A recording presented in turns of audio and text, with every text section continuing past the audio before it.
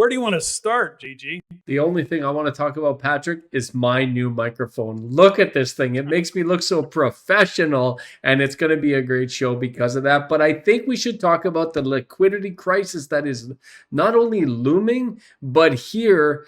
And, I'm the most creative guy of them all. At least I like to think so. But my gosh, we're having a hard time getting deals through right now. So I think we should start there, Patrick. Okay, well, let's point it out for listeners. JG, you're in the trenches every day. You're a developer, building stuff, buying stuff. You're in the game called real estate. And if you're having trouble getting financing, given your contacts, your experience, and your financial kind of what's the word strength, really at the end of the day, you're not scraping the bottom of the barrel to try and make deals work. You're coming in with cash, you're coming in with experience, and you're having trouble getting dollars. Now, I say all that, but let's think about, we had these conversations several episodes ago where we could see this coming. We have to consider how many loans the bank has out there. How many of those, how much of that paper is upside down in terms of just loan to value? I mean, they lent out at a 1.5 million as an example. They lent out at a 1.5 million appraisal. Now those units are worth 1.1 or a million. So they lent out at 80%. They got 1.3 in the game.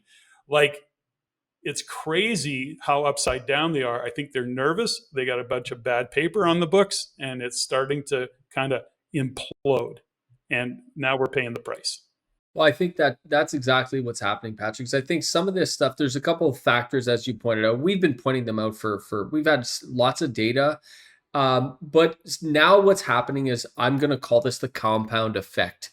This data is starting to compound, and these effects are starting to compound on top of each other. So yes, delinquencies have been slowly rising, and across Canada, delinquencies, and we got a great graph that we'll probably jump into a little bit later, but delinquencies are a little bit above average in Canada as a whole. But in the GTA, for example, they're triple where they usually are in the GTA. In Vancouver, again, much higher, more than double where they usually are. So delinquencies have been creeping up. And like you said, Patrick, that yields a lot of bad paper. And what I put together this week finally is that even though in Peterborough, Ontario, and we have a great graph where we're going to show, and I'll put it up on the screen now so people can see it, but even though that delinquencies by dollar value in markets like Oshawa or Hamilton or St. Catharines, Niagara, just as an example here, they are nowhere near what they are in Toronto. But here's the thing.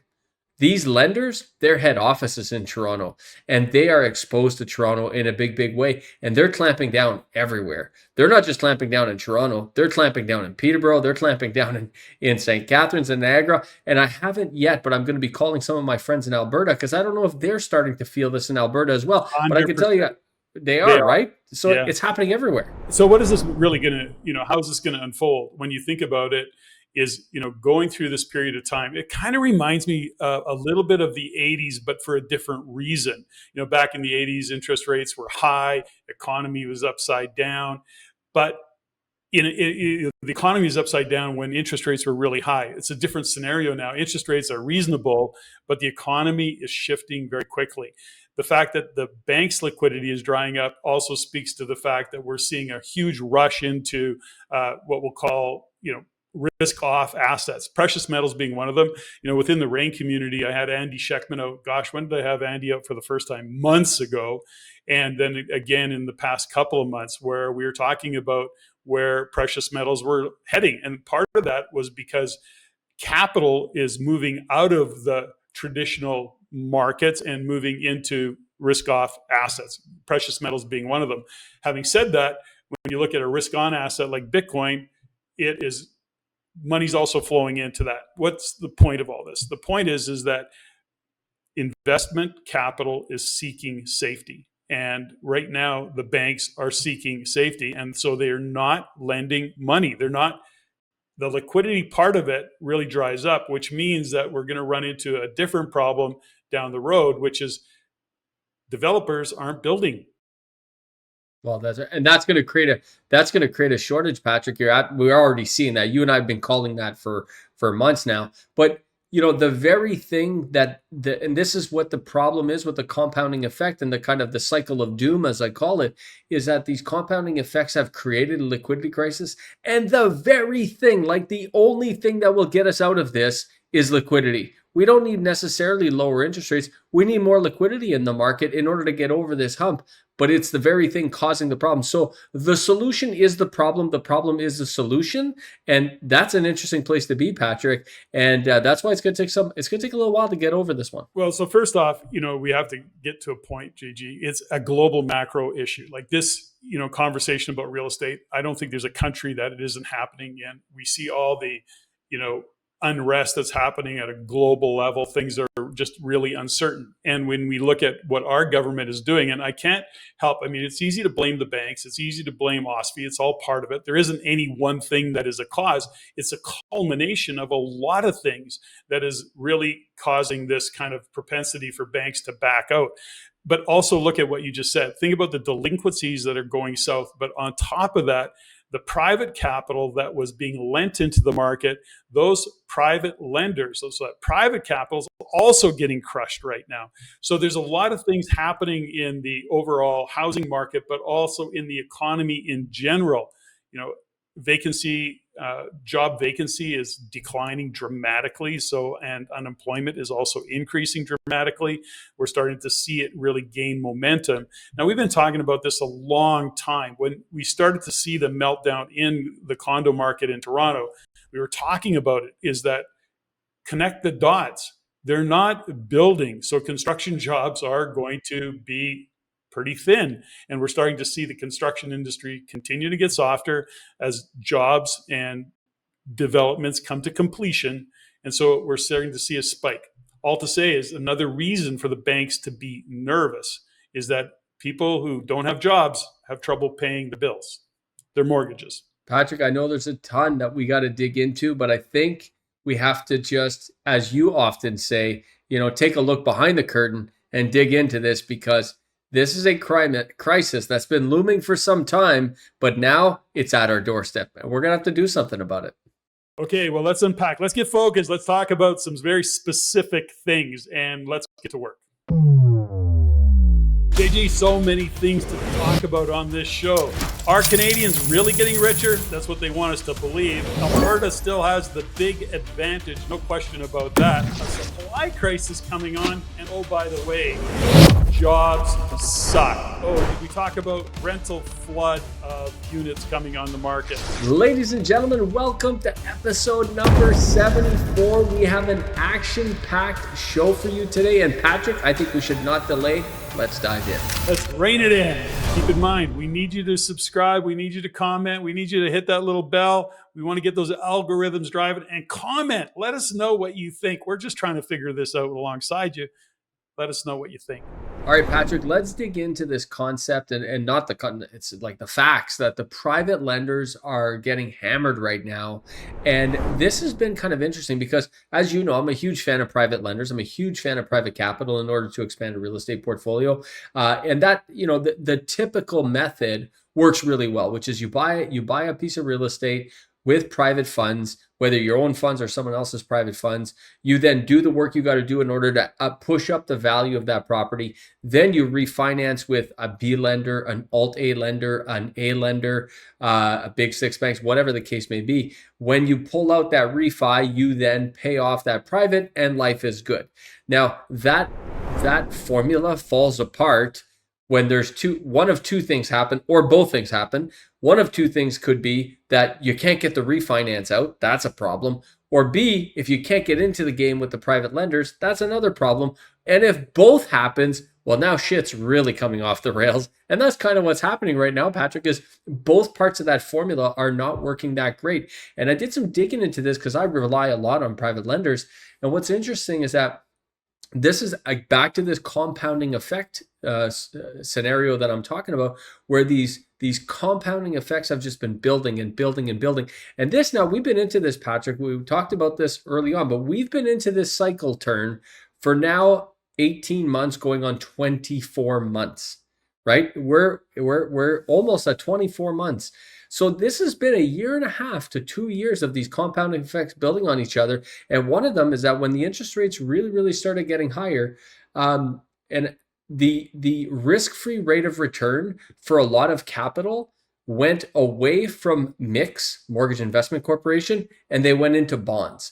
And that really started putting strain on the MICs in order to put capital into the real estate market. Then you double that. That's a negative effect in itself. Then you double that issue when, as you know, a lot of private lenders that count on the banks refinancing them out, when that stopped happening as well because of values coming down, that formula fell apart as well. And some private lenders, and this is where private lenders are getting crushed. And as this slide shows, I mean, 66% of forced power of sales are actually on private lenders. And this graph is just in the GTA, but it illustrates the pain that's in the market. Well, JG, there's a couple things. Let's break it down a little bit more. So yes, this slide shows the GTA, but ultimately this is happening really across the country. Vancouver more, not to the same degree as Toronto, but Toronto's just because of volume, sheer size of that particular market. But let's break it down a little bit. So what happens is many private lenders use their line of credit when interest rates were low. So they would take that line of credit, they would borrow, we'll just use 100 grand as a round number. They'd borrow 100 grand on their line of credit at, let's say, 3% or 3.5%. They would then lend it to the investor who needed the capital, and they would put a big margin in there, a big spread in there, plus they would add some points to make some cash on the deal. So the point is that you may be, as a private, you were borrowing money, JG, anywhere from, let's say, 10 to 14%. Somebody was lending it to you at somewhere around, let's say, 3.5%, 3 or 4% back in those days when it was low. All of that has changed now. Months later, somebody finishes their project, they go to the bank, and the bank says, yeah, no, we're not interested in that deal. Well, okay, I owe you money, or you owe me money, however it is, and I can't pay it because I can't get the cash off the table. I can't refinance with the bank at a lower rate. You, on the other hand, are now gone from a line of credit that was at 3 or 4% to 7, 8, or 9%, depending on your circumstances. So what's happening is money has frozen up, and the individual who lent the money, the private lender, has got that bill to pay. The guy who's supposed to be, or the person who's supposed to be getting the money off the table and giving it to the private lender, they can't pay, and everything freezes up. As what we started with in our conversation was about liquidity and lack thereof. That is really impacting the market, and it is going to get far worse before it gets better, sadly. Well, and Patrick, I think this graph really illustrates, 66% are individual private lenders, 14% are institutional privates. Those are mixed. Let's call those mortgage investment corporations most likely. The point is, this is a huge part of the market. We're talking about 80% of the market here, which funds these a lot of real estate. Private lenders are a big part of keeping the deals moving, as you talked about as an example. Bridge financing. There's a variety of reasons why you would need private lenders to keep the market going. And right now, that stuff is really stalling out. And that's, again, another compound effect of this liquidity crisis. Now it's starting to be felt all over the place, because without some of these bridge deals that private lenders bring to the table, people are saying, okay, well, I can't sell, I can't buy a new place, I'm just doing nothing. So it's back to this waiting game. It's a tough spot to be in for the market. Well, and a lot of this private lending, by the way, JG, wasn't even to guys like guys who were, taking and value adding, fixing, flipping, doing all of those things. A lot of this capital went into the speculation condo market. So in other words, the pre-built market. If I don't have capital, but I'm really high on this thing called pre-built, then I'm going to borrow money from you to do the pre-built, thinking that I'm just going to assign this deal or I'm going to flip this deal. And so now you can't assign it, you can't flip it. And oh, by the way, rents are way down just because of the sheer volume. And let's talk about that a little bit. Let's get into what's happening in behind the scenes. We've talked about it on multiple shows. I've pointed it out on stage many times, which is what's happening with the MLI Select program. All of this pent up, it's not even pent up. A lot of the multifamily building that's been going on, driven by the MLI Select program, is starting to come online. So we've got all of this rental supply coming online, but we don't have what we are saying we need and what end users want, which is first-time homebuyers' ability to buy a detached or a semi-detached, not a dog crate condo somewhere in Vancouver or Toronto. And so we've got all this rental supply coming on. And oh, by the way, JG, how bad is it going to get? I think regions are going to get just hammered, because you think about the multifamily stock, the inventory that's coming online, that doesn't include the condos that are now available to rent. So it's an absolute flood. We went from a housing crisis of a supply shortage to a housing crisis called, we got more supply than we know what to do with, and we're only getting warmed up. That's going to be the issue. This is, and we're feeling this in the rental, and I call it the great divide that's happening right now in real estate, where you have like some apartments that are renting for top dollar, and you have some apartments that are renting for what would appear to be bottom dollar. And the difference there, the difference is quality of that apartment makes all the difference in the world. But Patrick, a big part of that is because people have choice now. It was 18, 24 months ago, there were so many people coming into the country. They didn't have a choice. They needed a place to live, and they didn't have a choice. So they would just take whatever they can get at any price they could get it. Well, it's different now. And I actually had a meeting with our largest competitor. Vistor Property Management is probably the second largest property management company for our property management division in the Peterborough and surrounding area. Our biggest competitor, I had lunch with the owner the other day, and her and I were chatting. And we used to see 2-bedroom apartments. There used to be 15, 20 on the market. That was your competitive. Now there's 60, there's 70, there's 80 of them on the market. I mean, your competition is much stronger. So if your quality's not there, and if your processes aren't there, you're in trouble. And this is where, and I'm seeing this firsthand with clients, Patrick, at Vistor, we're crushing it on leasing because we're tight on our process. We've revamped our entire leasing process in the last 3 months because we've felt the market change. So we've had to adopt to the market. We pivoted, we changed, we adapted, and it's going really, really well. But I cannot say that about our clients that choose to manage the properties themselves. Sometimes we do a renovation and they choose to manage it themselves. They are struggling with leasing. And I'll tell you why. It's because they don't have a tight process and they think it's easy. Why? Because it has been easy in the last little bit, but it's not easy anymore, man. You got to be on your game now if you're going to be successful. So that's what I'm seeing firsthand.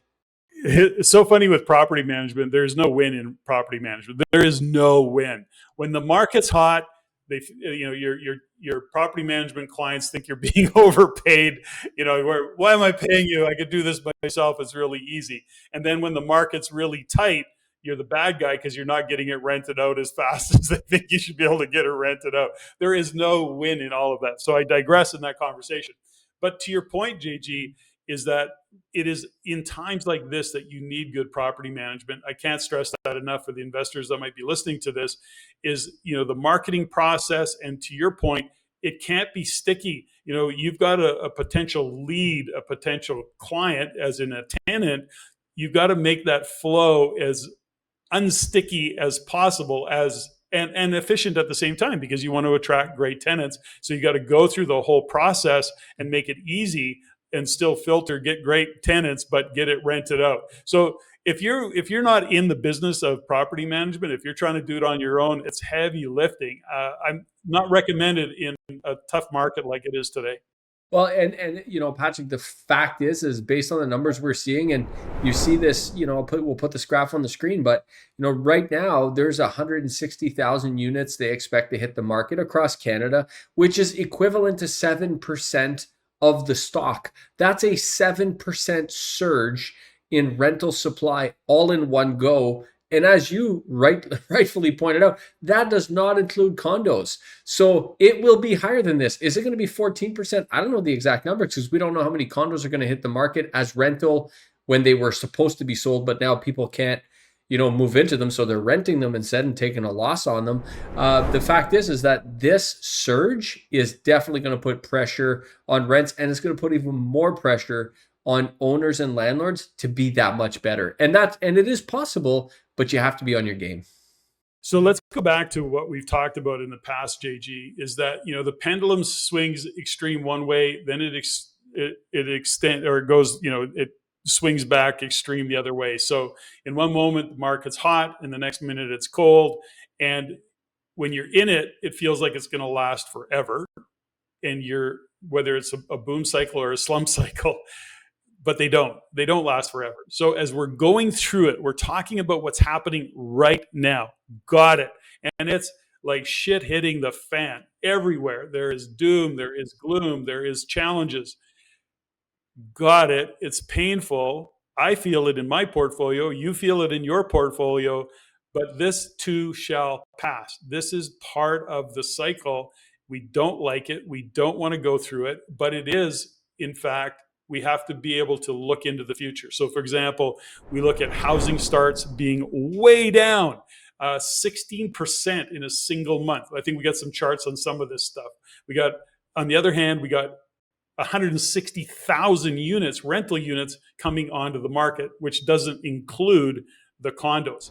So as we're going through the whole process of this economic shift, we have to understand that when we're in it today, yes, it's painful, we don't like it, but we still have to look into the future. So as much as we've been talking about this occurring for months now, we've talked about the jobs getting softer, we've talked about the meltdown of the pre-built condo market and seeing what's going on. But we've also been talking about how the single family detached, the actual inventory, what we need, is not being built. So when we look into the future, this will come through. This will come through this kind of economic cycle, which is probably going to be, sadly, at least another year and a half before we start to see any green shoots, if you will, on the other side. Speaking of back to the liquidity crisis for a sec, Patrick, I had a great chat with our mortgage broker team yesterday, and it was a great conversation with the owner, as her and I, and we were talking about this and saying, like, when do we think we're going to get on the other side of this liquidity crisis? Because as you mentioned, now listen, we're in it now. We knew it was coming. We didn't know how serious it would be, and we don't know how long it's going to last. But now we have to start making assessments. Like I have projects, like I have lots of projects on the go. So I'm like, what do I do with these? Do I cash flow them until that time? How long is this going to last? I mean, there's real decisions that have to be made. But right now, the lenders are not expecting it to be a whole lot better in 2026. This ain't really going to get better until end of 2026, early 2027.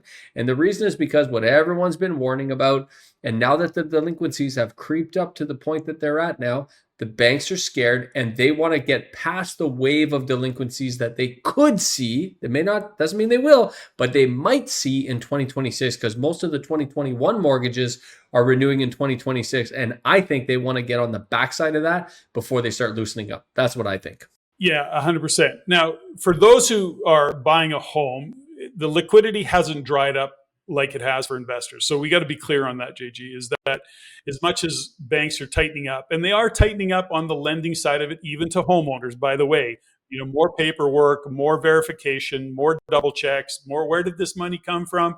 It was Ron Butler, who's, a very astute, long-time mortgage broker. He has this podcast, The Angry Mortgage, anyways, in a kind of a text. He's always so mad, eh? He's always so pissed off. That's his gig, and he's good. He's been doing it a long time. He is good. He's pointing out that, the banks, are really double check. They're doing another degree of diligence. Even if you're looking for a mortgage for your home, you got a great job. They look at your bank account. Of course, they have all access to that information now. And he was talking about one particular client that the bank says, okay, well, you have a $1,400 deposit here. Where did it come from? And Ron goes, what the fuck are you talking about? And he uses that language, right? And he goes, I'm not doing it. It's $1,400. Get over it. So anyways, the bank, made an exception.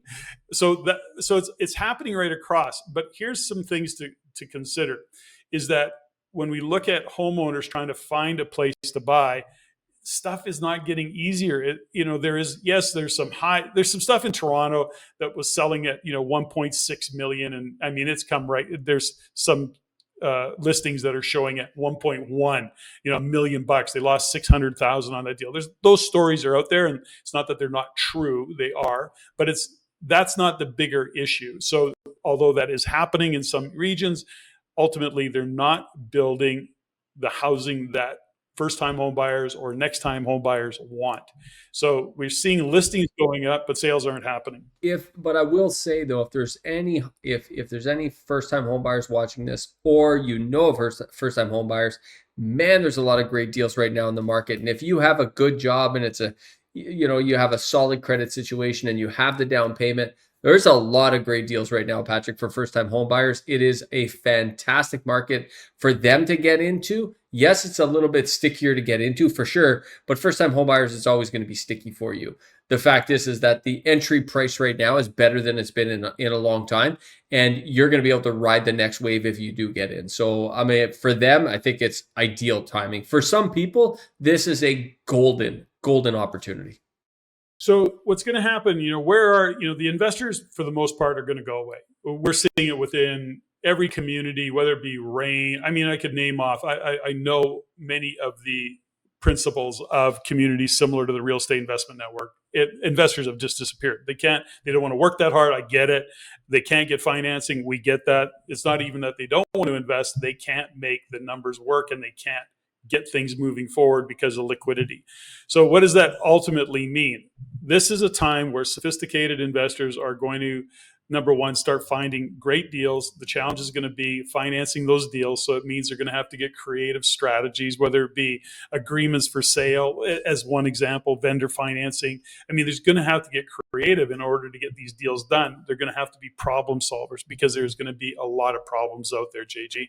And that's the game that investors are going to have to start playing more and more. So before I go on, what's your thoughts on that? Well, I think you're 100% accurate, and for the right person, like I said, it's a golden opportunity right now. But you have to be creative, and you certainly have to have your head screwed on straight, and you have to have the fortitude to get through this kind of market because it's not easy right now, Patrick. And I think that's probably the biggest thing is that fortitude. Doesn't come cheap. I mean, it takes effort and it takes knowledge, and you have to educate yourself, and you have to watch shows like this, and you have to, listen to REIN and go to the meetings and come to the conferences that we speak at, and you got to stay engaged. But gosh, there's definitely some first time home buyers right now. I was talking to a young man that's actually a recent fan of our show. His name's Nick, and he's looking at his house that he just built. He just built this beautiful big house, bigger than he needs for him and his family. And he's thinking, shit, I think I might put an apartment or two in here. I think I'm going to convert this massive garage I have into two apartments. And I'm like, dude, at 30 years old, that is literally the best financial move you could make. And the best part is he could do most of this work himself. So, there are some people in these tough times that are going to make the right decisions. And then they're going to ride the next wave up. And because there will be the next wave up, Patrick, there's no doubt about that. The question is not if, the question is when. It's a question of when. So I want to talk about Alberta, and there's a couple I'm not surprised. I haven't called you Mr. Alberta in a while because you haven't brought it up in a while, but I'm not surprised we're talking about Alberta. You kind of get itchy if we don't talk about it enough. So go ahead, hit me up with Alberta. I mean, let's face it. Right now, it's the economic engine of this freaking country, and it's even sputtering. So, I want to say that over a year ago, I was on stage at the Real Estate Investor Conference in Edmonton with whatever it was, 350. You were there. You were at that particular event, JG, and I stood on stage. And I very specifically, I'm in Edmonton, which at the time, a year plus ago, was pretty booming. Like everybody's like, it's a hot market. It's a boom cycle and everybody's a real estate genius. And I stood on stage and I said, listen, this is not the time to be over leveraged. This is the time to maintain liquidity, quote unquote. I said those exact words. Do not over leverage. This economy is going to start to slow down in 12 to 18 months. So here we are, a little over 12 months later. And guess what's happening in Edmonton, JG? Things are slowing down. Alberta's slowing down. Calgary is getting worse, and whatever worse is. I mean, certainly not Toronto or Vancouver, but from where Calgary was, and no, Edmonton isn't going to follow Calgary. I'm telling you right now, Edmonton's going to follow Calgary, and as we start to watch what's happening, that's what's happening. And when I talk about Edmonton, I'm talking about Edmonton's surrounding area. Everything's getting softer. Everything's getting more challenging in Alberta. And here's the thing about it is Alberta continues to be the place that people want to move to. Affordability, better tax advantages. The cost of living is so much lower. In BC, I go, when I'm in BC, where I spend a lot of my time, of course, is, we're paying $1. I think I felt like I got a deal the other day at $1.50 or $1.55 a liter. You go to Edmonton and it's, $1.10, stuff like that. So I go, right. So the point is the cost of living. So they have so many people continuing to move into the province. And by the way, Ontario literally had net negative outflow. So in other words, more people moved out than stayed in Ontario. I think it's the first time in frickin' history. And so in Alberta, on the other hand, they're gaining. They continue to gain. Although it's slowing down a little bit, you've got immigrants coming into the province and interprovincial, and then you've got asylum seekers. The point is this, JG. Well, that's what I wanted to actually ask about that, Patrick, because I know that's going to be the next hot topic that's going to be in the news is asylum seekers. And are they, I know like when the Ukraine thing started, a ton of them go to Saskatchewan, Alberta. I mean, they pretty much, a ton of them went there. Is that still happening? Is that still where a lot of the population growth is coming from? Well, you got a couple different issues, right? Classic government. I haven't trashed the government even once so far, and I feel like incomplete. You mean like so far this show? Like you mean in the last 15 minutes? Yes, is that what you mean? Our federal government is the most pathetic thing I've ever seen. We thought Trudeau was bad, like Carney's Trudeau on steroids in terms of sheer stupidity. And I know that's political, but I'm sorry. This is affecting our country, and it is like it's asinine, the decisions they're making and the decisions they're not making. It's driving me. Anyways, I digress. It's part of that conversation because when we have asylum seekers, you get legitimate people coming from, let's say, Ukraine, Russia, even, war-torn kind of countries. They come, got it. That's understood. But what's happening is that now they've cut off and they've said, okay, temporary foreign workers, we're throttling back. Non-permanent, we're throttling back. Well, now those same individuals are just shifting and they're going, okay, well, I want to seek asylum. All of this is to say is that we've got these asylum seekers. Alberta is one of the provinces that interprovincial migration, asylum seekers are going. But here's the issue, JG. We don't have the infrastructure for it, number one. Number two, we don't have the jobs for it. Job vacancies are kind of coming off a cliff. So in other words, we've got a lot of people moving into a province and there's no jobs. So we have a fundamental issue that is going to really put a ton of pressure on the province. And so we've got that to look forward to. And Alberta is going to start to feel some significant pain when it comes to not just real estate, but the economy overall. So what, explain this to me, Patrick, break it down for me. So an asylum seeker is someone who is seeking asylum in Canada because of a war or because, like, what's the difference between an asylum seeker and a refugee? Well, one's escaping. They're coming to the country because they got to get out of their country. I don't know all the nuances of it, so I'm not going to pretend to be an expert because I'm not. But you are seeking asylum, whereas a temporary foreign worker, for example, is coming because they're looking for a job. That's right. Temporary foreign workers. They do a lot of temporary foreign workers, a lot of agriculture, so on and so forth. You're saying that the key in that is they're foreign. So what's happening is the game that's being played is that foreign workers, they're saying that, well, no, you can't be a temporary foreign worker in Canada. You're taking jobs away. They put on a different hat and they go, okay, but I'm from this foreign country, whatever the kind of visa applications they have to apply. And they put on a different hat called I'm seeking asylum because my country is upside down or whatever the issue might be. Yeah, the numbers, look at the graph on the screen. The numbers are pretty staggering. in 2022, Q1 2022, it was like 150,000 asylum, and we're up to 500,000. So that's like almost four. That's almost four. It's over 3x, almost 4x. Yeah, and right across the country, JG. Here's the thing about it. I talk about Alberta being an economic engine of the country, but at the end of the day, Canada as a country, it doesn't matter where you go, we're really feeling the impact of, the downturn, the recession that is well, I don't care. The government paints all the numbers that they paint, and ultimately we're in a recession. We have to just deal with the fact that that's what's happening. And as much as they're trying to paint it with a bright picture, our GDP sucks and we are not being productive. The jobs that were created, again, are public sector, not private sector jobs. So we keep. Well, that ain't going to change, Patrick. That ain't going to change until we get a different government.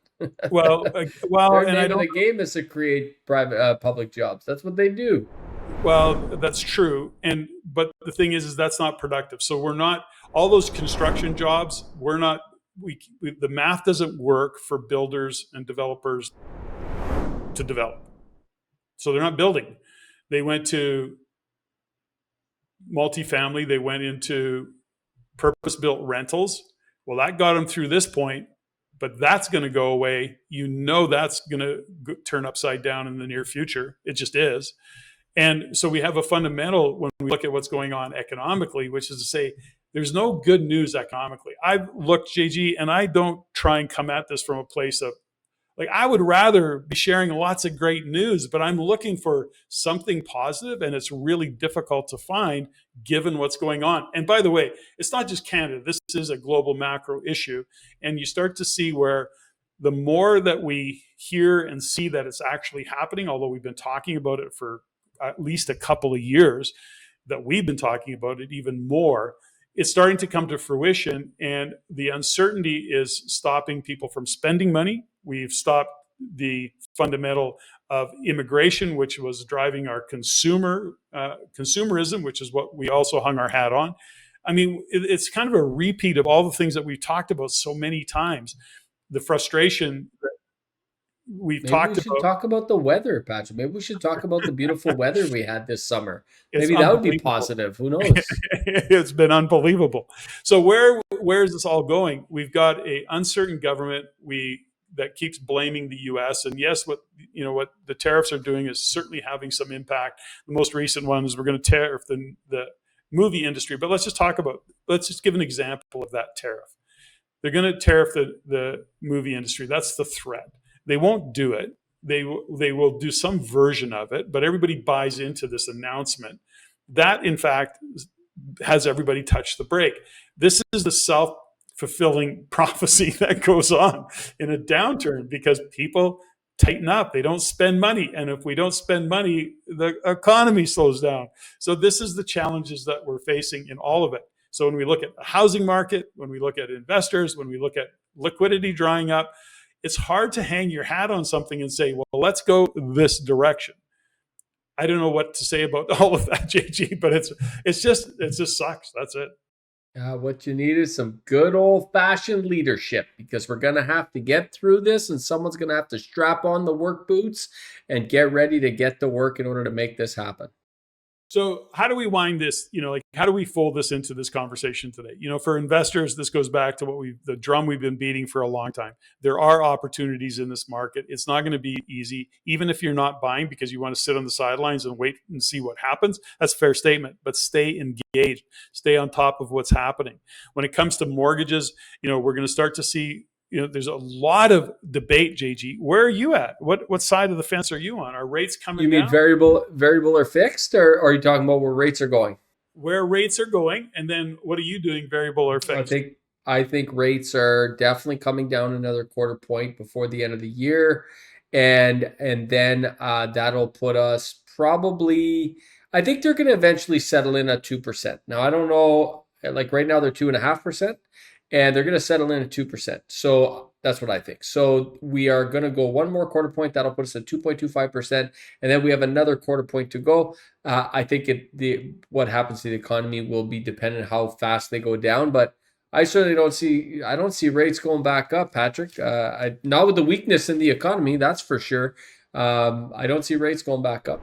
So the Bank of Canada actually changed their languaging. So if you were to go on the Bank of Canada, at one time they said, we are Canada's central bank. We work to preserve the value of money by keeping inflation low and stable. They changed that statement. It now reads, more than a bank, we are the central bank of Canada. So their goal is, they've changed their goal. Their goal is no longer to preserve the value of money by keeping inflation low and stable. You know why they changed it? Because they can't keep it inflation low. Yeah. People, But you know, they this is certainly can't preserve the value of money, that's for sure. okay. Nobody saw that one. Like nobody, it's only through my geekiness that I come across this stuff and realize that subtle little change. We talked about it in the last episode where we were looking at core inflation was actually a little over 3%.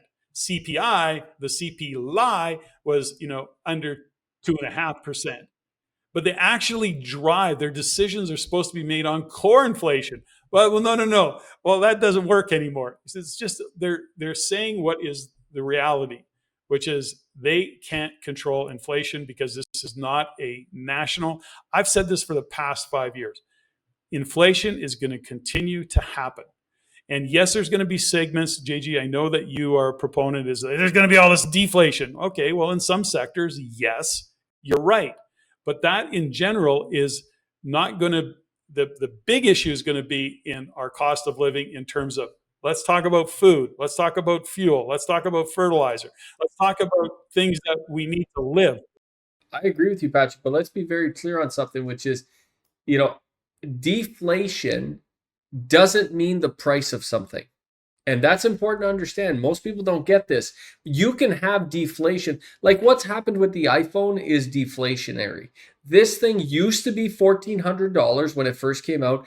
It's still $1,400 damn dollars, except now you get 5,000 times more memory and da da da da da. They count this as deflationary. And that's what will happen in cars. That's what will happen. Technology just does this. It makes things deflationary, but it doesn't make things cheaper. That's important, Patrick, because people think that they when they think about inflation or deflation, they think about the price of something.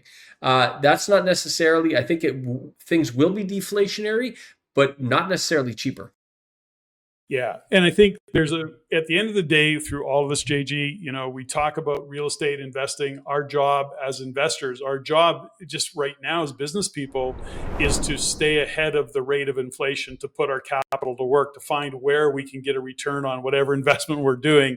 And so, this is the issue that we deal with when we look at inflation. It is going to continue to inflate. Interest rates are going to have an impact. I think, to your point, interest rates are going to have to come down. But then we're into that stagflationary world where prices are going to go up and unemployment's going to go up. We got some challenges ahead of us. But Patrick, so statistically, and I've been listening more and more to some of these kind of, let's call them new age pundits, business people, like not old fashioned economists, but business people like you and me that try to make sense of the economy and so on and so forth. And you know what? There's a lot of talk right now about we don't even have the right measurements anymore to measure these economies. We are so interconnected and the whole thing is so different than it used to be 50 years ago, 30 years ago, 20 years ago. We don't even have the right measurements anymore, Patrick. And I think that's what's going to happen. So like this concept of stagflation, where you have, inflation that is increasing, but you have employment that is really, really, or unemployment that is really high, employment that is really low, productivity that is really low. It's an interesting measure, but I'm not even sure it applies anymore because it's a guarantee 100% that unemployment is going to continue to rise just because of AI and what's happening in the next 5 to 10 years. That sucker is going nothing but up. It is a weird world, JG. I don't know where we're going to go with this conversation because there's no real good news in any of it other than, preserve capital, put it to work where you can, continue to buy hard assets, stores of value. Real estate qualifies, solve problems in the real estate world. Easier said than done, but these are the things that we have to do to get through these difficult times. And JG, when it comes to, we joke about the CPI and CPI, and we put it in, is not everybody understands the basket of goods that get put together and how that can adjust. To your point and your example of the iPhone is so true. It's deflationary. The cost hasn't come down, but you're getting perceived at least, and maybe in real, you're getting more bang for your buck. Well, you're getting, wow, it's way more bang for your buck. You ever try to use an iPhone from 2008? Come on, you couldn't even operate it nowadays. I mean, I know you've been on the BlackBerry train forever, but I finally updated you years ago, so good on you. So true. But here's a fundamental other thing that we have to shift around. So when they put, for example, I'll give the example is that when they put beef in that basket of CPI goods, we'll just use that as an example. They may have steak. Well, steak gets to $80 a kilogram, and all of a sudden it doesn't make sense. It really skews the CPI number. So then they go, oh, well, hamburgers still beef, and it's cheaper. So they exchange hamburger for steak and call it beef. And then, of course, the inflationary component of that CPI doesn't have the same impact. So they keep changing the basket of goods. So, we jokingly call it a CPI as opposed to CPI. It's because they keep changing it. So we don't even know what's in that basket of goods anymore. And what does it really even represent? Does beef represent hamburger, or does it represent steak? Well, we know it represents hamburger. So as you go down the list of goods, that's ongoing what's happening. Patrick, let's finish with I got two more topics I want to talk about before we wrap up the show. The first one is that you got this great headline here. Households net worth is up by 1.5%. Canadian households richer than ever, 17.9 trillion. This is good news, isn't it? Well, there's the great divide there, right there. The wealthy continue to get wealthy, JG. And why is that? Because they own hard assets. And yes, there's real estate in that, but there's also the equity market, there's the precious metals, there's the land, there's the agriculture, there's so many things. That's the great divide. So when we say Canadians are getting wealthier or richer, at the end of the day, it should be qualified. Some Canadians are getting wealthier, while others not so much. And that is the challenge that we face. And we face it for all sorts of reasons, financial policy, our fiscal kind of responsibility, our government, are they going to come out with a budget in November? Hey, you know what I'm willing to bet right now? I bet they don't deliver the budget. I bet they come up with a reason. Yeah, I think they could.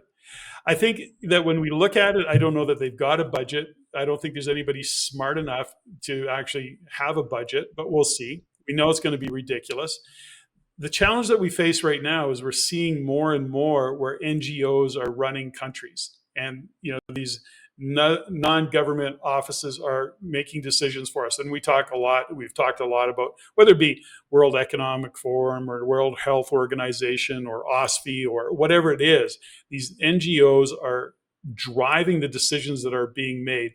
So think about it, JG. Why are we so focused on climate crisis in the middle of an economic meltdown that is taking place, yet we're focused on how do we control climate? How do we get into and start having a conversation around digital ID and controlling the population of what they eat, what they don't eat, like what they do? I mean, it's getting so complex, but it's all driven by NGO, but our government is buying into it. So it's a little bit complicated right now.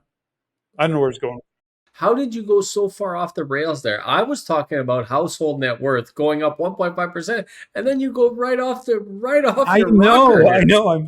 Because I got so much going on in my brain right now. But ultimately, when we look at where were we talking about again? So, net worth of Canadians, the great divide, and this is where we start to see the middle class getting crushed, and certainly the lower income is really being challenged. And we see that right across the country in all our cities, in the lineups at food banks, in the lineups of pitching your tent in a downtown core. I mean, it's really getting out of control in so many ways. And, sadly, it's going to get, I think, far worse. Hey, do they, question for you.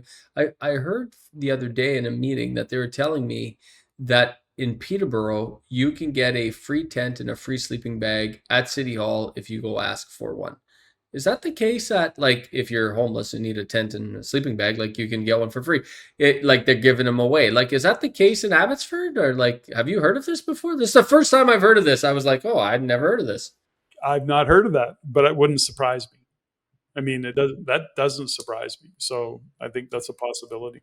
Okay, last topic of conversation, Patrick, is driverless. I got this cool stat that I think you fed this to me, but interesting stat about driverless taxi usage in California, how it's grown so much in just 1 year, eightfold, 8x in just 1 year. We're going to see this more and more and more as cities adopt driverless taxis and so on and so forth. You and I talked about this in 2022 when we interviewed Jeff Booth and when we interviewed the author of Tony Seba and his compatriot. They have a great book. We talked about this. We said this one day would come. It felt like it's been forever in the making, but it's slowly starting to happen. My question is not whether or not this is going to continue to happen. My question for you, Patrick, is what effect do you think this has on real estate? I don't know. I'd have to think that one through. I think it's, I don't know if I can't, I don't know. I have to give that one some thought, JG. It's interesting because transportation, and the reason I'm asking is I want investors to think about this because, at REIN, at the Real Estate Investment Network, I learned from you and I learned from those that came before us how important transportation is. Light rail, GO trains, 407, 401, highways, airports, train stations. I mean, these are like critical infrastructure projects that really kind of give you an insight into where the real estate market is going. And if you invest wisely around that, you can do extremely, extremely well. I see this as a pretty major disruption that could be a pretty major disruption to all of that. And I'm curious to see where it goes into the future. So maybe it's something for us to talk about once you're out of your groove and once you're into this new groove, maybe we'll tackle this topic. I think there's a couple things around, there's certainly going to be efficiencies that come in, some safety for sure. I think there's a lot of things that are happening, but what's going on in the world right now, JG, leading indicators of where an economy is going and why and I never even brought it up today, but when we look at trucking companies are struggling right now because they're not getting loads. So that means stuff isn't coming into the country as much. We're not importing as much. And this is not just Canada, by the way, US and Canada, to the degree that it's happening in Mexico. But the point is that things are slowing down. And so when you don't have as much coming into the country, that will also cause some future supply issues. But trucking companies are slowing down. So that's an indicator economically. It's a leading indicator of the economy slowing down. So things to keep in mind. That goes back to the transportation is that, you've already got a slowing down. Think about the next couple of years. Trucks are already, self-driving trucks are already a thing, like it's happening. So within the next couple of years, it's going to be so interesting to kind of keep an eye on this. I don't know where I'm going with it other than to say it's all lots going on. But it is, and I think as a real the reason I'm bringing this up is I want real estate investors that are watching this to think about this, because when you buy a piece of real estate, you are buying it for 5, 10, 15, most likely 20 plus years, most likely. And we're about to go through a pretty major transition. There's a lot of people that are thinking, oh yeah, well, that's happening in California. That's not going to happen in Toronto. Or that, the same thing with Uber. You remember that, right, Patrick? Remember Uber back in 2012 when they launched, like it launched in San Francisco, but it was never going to go to New York. It was never going to go to, these other cities and stuff like that. Now Uber's absolutely everywhere all over the world. So my point is that, investors that are making real estate moves today, you are going through a step change. You're going through a pretty major transformation in the next 5, 10, 15, 20 years. And you got to think about where some of these technologies that are coming at you, how they're going to impact your neighborhood, how they're going to impact the flow of traffic. And listen, I don't have all the answers. I can't look at one particular property and say, this is exactly what's going to happen. And neither can you, Patrick. But what I do know is that you have to start asking yourself the question today so that you can make the right move tomorrow. 100%. And we go through, when we look back and we can all reflect on, and because there's history about it and all the rest of it, you think about all the stories around industrial revolution. This is a technology revolution. And so, we can learn from the Industrial Revolution that things that we thought were going to be there forever, they changed, they've gone away forever. And with technology, the technology revolution, we're going to experience the same thing. Stuff that we thought was going to be there forever, yeah, not so much. It will too move on to be and evolve into something different, or just go away completely. All right, Patrick, jumping into my favorite part of the show, I think is the comments. We're just digging it. Like, we're getting comments, we're getting people, engaging. It's fantastic. So first of all, thank you so much, folks, for commenting and getting engaged. And I think there's some really great comments here. I know that at Centrum Solutions says it will take years before the next real estate cycle will come around. And I would say to that, Patrick, and I want to hear your thoughts, but I would say to that, you're right, but it depends where, because there's different cycles in different parts of the country. What's happening in Peterborough, Ontario is very different than what's happening in Niagara, which is very different than what's happening in Edmonton, which is very different than what's happening in Abbotsford, British Columbia. So real estate cycles, they go round and round, and you just have to use the right tactic at the right time in order to make the right decisions in real estate. Those are my thoughts, Patrick. Yeah, and my guess is that comment is coming from somebody in Ontario, because that's the darkness you see in the housing industry in Ontario. So probably a good statement for parts of Ontario, but as you come across and you come west, not so much. So Mike Smith says, I watched the whole thing. I think he's talking about our show, Patrick. I think we got a fan here. This is great. Thank you, Mike, for watching. Those are some amazing charts. Thank you, Patrick and the team. Particularly manufacturing and construction loans. Don't worry, the banks will be just fine because they tell the government what to do. But some of the smaller players who have borrowed big money to build condos, especially in the GTA, the clock is ticking. I think Mike's bang on. That's what I think, Patrick. I think not only has the clock been ticking, the alarm went off and it's going boom. So there you go. Yeah, absolutely. Alan Watts says lots of units are still desirable versus dog crate condos with no windows. Speculators are not the same as sophisticated investors, and totally agree with Alan there from that perspective. And yeah, there's a lot of great deals. I had lunch the other day with one of the top realtors in our area, and him and I were chatting, and man, some of the opportunities right now and some of the great quality, not only great quality first-time home buyer properties, but just great quality houses that you can get for just a real solid price. They're out there. So lots of good options. I think Alan's definitely right, Patrick. 100%. And I think to that point is that sophisticated investors will do very well in this market. That's just what they do. It is the speculators that have gone away. They don't even want to say the words real estate, but the sophisticated investors who are willing to do the work, this is where opportunities exist. Not easy, and it's not like, but by the same token, there's no pressure. So in other words, you can just chug away, look for the right deal, and cherry pick. That's how that's going to go.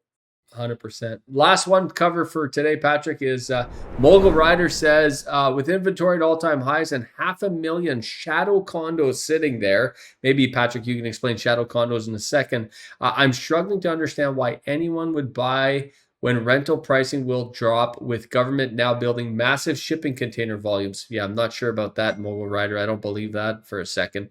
Let alone property taxes going nuclear from lower volumes. Cities will not lay off the dead wood. Thus, any property owner is the source of new income. Taxes could easily triple. There's a lot of great comments in there, Patrick. A lot of depth to that comment. Well, there's a lot of things but the one thing that he hit on, or it, I don't know, whatever that one comment came from. But the point is this, is when this tax thing, of course, what's the mayor of Toronto, Chow? She came out and is now saying the government's going to have to subsidize our property taxes. So this is no surprise. We talked about this a long time ago, is that where's the income going to come from? If you're not building, if the developers aren't building, where are those permits, zoning, transfer taxes? Where's all that income coming into Toronto? It's not. It's dried up. So just imagine a critical revenue stream dries up for a city the size of Toronto. Where's that money coming from? Yeah, your property taxes are going to go up, guaranteed. Well, Patrick, what a fantastic show talking about Canadians getting richer, the Great Divide, private lenders getting crushed, the liquidity crisis. Of course, Mr. Alberta bringing in what he calls the Alberta advantage, and rightfully so, by the way, and all of that crisis that is kind of in the real estate market, and we're in it. We're sorting it out, Patrick, and that's why we do this show, so that we can bring the facts to the people, we can bring the data to the people, and we can help them make data-driven decisions. Thanks for an awesome show. If you enjoyed this episode and you want to hear more of what JG and I have got, check out our last episode. It was epic.